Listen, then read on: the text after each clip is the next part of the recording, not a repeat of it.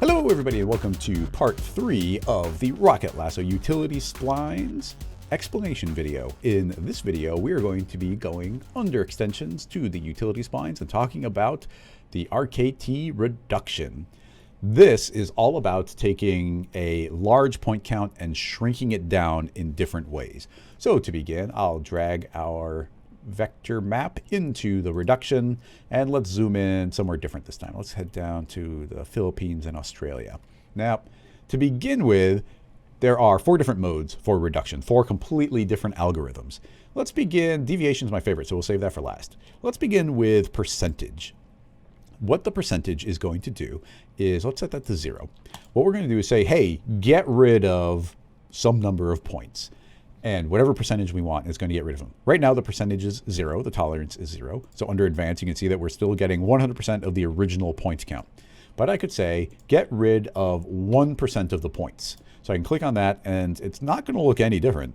But if we go under advanced, you can see we've gotten rid of 1% of them, and we've actually removed about 600 points. Well, where did those come from? Let's turn on some tick marks and zoom in somewhere that looks particularly flat, like right here. If I put this back to 0, you can see that there's a point that's cutting directly across. But this angle is so shallow that if I say remove 1%, we can't even visually tell that that happened. So it's going to constantly find the smallest angle and remove it. Now, I don't need to go into detail, but this algorithm ended up being by far the hardest one to do. We eventually figured out a perfect way to do it. We always wanted it removing the smallest point, but when you remove a point, it changes the angles of the neighbors. So we had to keep on like resorting and changing. It was so slow, and we got it working really fast. I'm very, very pleased with it. But anyway, we're now removing 1% of points. Well, let's remove 10% of points. I'll turn off the tick marks so that those aren't visually getting in the way. So let's say that, here's 1%. And let's change it to 10% and see if anything changes.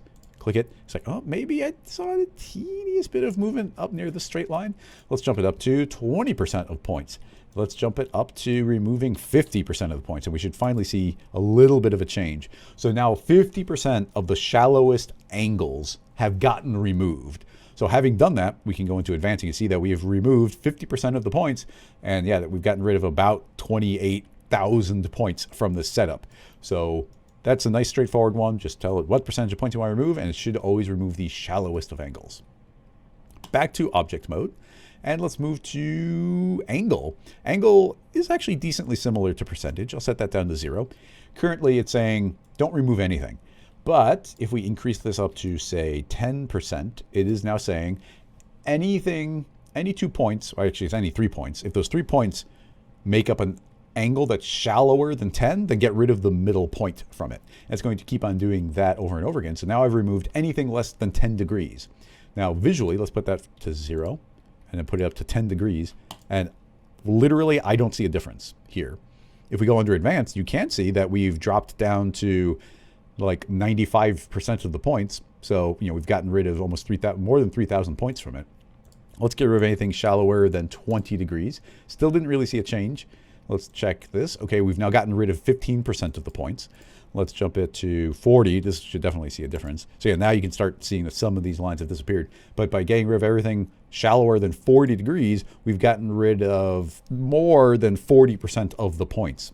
So, just remove whatever angle. We can keep on cranking that up and just reduce, getting rid of anything that's very shallow. So yeah, angle, pretty straightforward, but a powerful way of reducing your points. Next up is optimize. This one's going to be easier to see if we turn on our tick marks. So click on optimize. I'll set that to 0. Optimize should be behaving somewhat similar to Cinema's point optimize for polygon objects. What this will be doing is looking at any given point and then trying to move forward. And if it's closer than the tolerance, it just gets rid of it and it moves on and keeps on removing points, stepping along. So what this means is as we begin to increase our tolerance, we're going to be removing points and eventually ending up with what looks like a very even point count. This is not resampling. It is purely removing points. Every point we see here was already here. We just got rid of a whole bunch of in-between points. So you see this was a nice way of getting almost a step look, but just by removing them. I often find that this is a good way of getting rid of points that are really on top of each other. So even doing something kind of small like a 0.1 reduction of that will get rid of points that are very much clustered up on top of each other and might be redundant in that way. But we can keep on optimizing up further and further and reducing this down to something like quite small. But you see it actually does a very nice job of keeping an even point count, maintaining the overall shape very nicely. So yeah, I like optimize a lot. It definitely has its place. The final mode is my favorite, and that is deviation. Let's begin with that at 0, and we'll zoom way up again, and we're seeing every single point. What this deviation does is we have a tolerance. What we're saying essentially is we're going to start removing points. Actually, it does the opposite. It starts by removing all the points and starts adding points back in again. So let's set this to a tolerance of 1 and see what we're getting. What it's doing is saying, okay, we've got a point here and we've got a point here. Of all the points, let's turn on original, of all these little points that are in between it, do any of those drift more than 1 centimeter away from the new line that we had drawn? So from here to here, every one of those little points is within 1. So it's like, okay, cool. It's enough detail. We don't have to worry about that. This mode, keep in mind how tiny this is, but this mode is the most intelligent at only keeping the points that you need. It's the most kind of artistic or visual of all of them. All the others are very kind of mechanical, like remove a certain angle, but you end up with some kind of sharp edges. This one's saying like, oh, did any point in between those drift too far away? Oh yeah, like you'd probably be able to see that, and it will add another point in between. So if we do small tolerances here, I could say, okay, only remove a tolerance of 0.1. So we're saying if it gets 0.1 away from a line, that's too far. You got to put a new point in there. But even having done a deviation of only 0.1, if we go under advanced, we've gotten rid of getting on 20% of the points. But visually, let's see if we can do this. If I zoom up somewhere and turn on and off this reduction, like I cannot see any difference between these. But 17% of the points are gone. So deviation like is my go-to. We keep pushing it further like 0.5 and we might start seeing a tiny bit of deviation. But now that we're saying up to 0.5, if we go back to our advanced tab, we've now gotten rid of more than 70% of the points. We went from 57,000 down to about 16,000 points.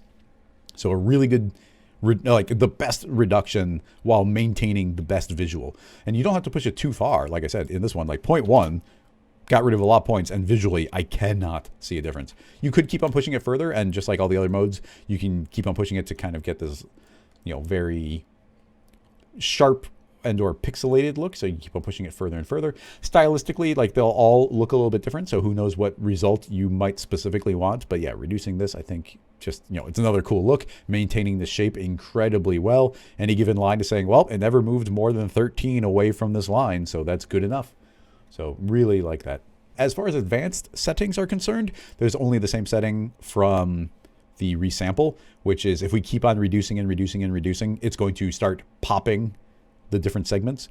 This segment, if we keep on going further, you'll see that these smaller sections are like, well, you've reduced it to the point where it couldn't generate 3 lines, so it got rid of it. And it would do the same for 2 points if it was an open spline. If I turn that off, you'll see every single segment pops back in again, but it's forced to have at least 3 points, and it's going back to its original scale but optimized. But typically, good idea to keep this on. And that is all of our reduction modes. And definitely deviation, even of 1, the default, like it's almost like, why would you not put this on a spline? It's just saving you geometry across the board. Let's move into the same scene file that we did in the previous one. I've got this car body model, and hiding that, I'm converting it to a spline parametrically using my other plugin, Mesh to Spline. So this is creating an outline of it. And you can see that this is looking a little bit sharp. Before, if we take this and drop it to a sweep, you can see that, yeah, like these edges are very sharp because it's matching the shape of the body, so it makes sense. But let's say we wanted that to look a little bit smoother. We could take the outline and feed that into our smooth. So it's smoothing it out, but I want more detail on it. So I will subdivide the line, maybe even subdivide it twice, and add in however many layers of smoothing that I like. So smooth, smooth, smooth, smooth. So there we go. We didn't lose the overall shape of the car, but we smoothed it out a whole bunch. Now, if we click on advanced, we can see that this is, we've increased it by subdividing it. So we went from essentially 1,500 up to getting on 6,000 points. So there's 6,000 points here, which is fine. It's not a ton, but we could reduce that. Feeding the smooth into a reduction. It's already in the deviation mode. I'll just stick with that. Currently it's at 1, and you know, it's a real world scale car, so it's kind of small. Set this to 0.1, and now you can see that, let's go under advanced, coming in from the smooth was the 5,800 points, and now we've gotten rid of getting on 70% of the points, and now we're down to about 2,000 as the result. So this is less than half of the original geometry. So any simulations you're going to be running on it, any renderer, any display, anything you're doing, we've gotten rid of a ton of geometry, which as a general rule is a good thing. And it's still doing a great job of maintaining this new curve that we implemented.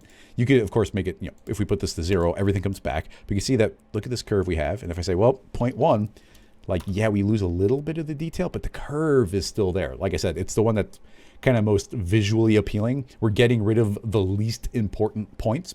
We could, of course, increase it, get rid of more. We still maintain the curve pretty well, but we've gotten rid of more of it. We could go smaller, like 0.05, where more of that detail came back in. Depending on your zoom level, that could be impossible to even notice. But even that has still gotten rid of almost exactly 50% of the original points. So the reduction tool, very, very powerful. And you'll see some cool demos with that inside of the quick start video. So anyway, that will wrap this one up. And in the next video, we will be talking about the cleanup utility. Bye-bye.